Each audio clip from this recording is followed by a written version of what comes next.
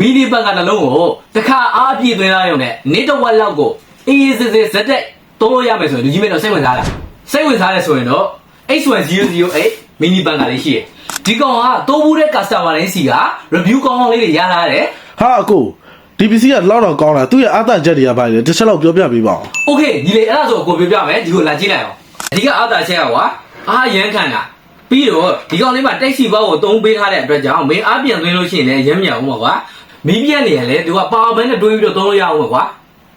ပြီးတော့လေအားစင်သုံးဆက်ပါတယ်ကွာနံပါတ်1ကိုသုံးထားလို့ရှိရင်တော့မင်း12နာရီလောက်အေးစစ်သုံးခတ်ပြီးတော့နံပါတ်2ကိုသုံးထားလို့ရှိရင်တော့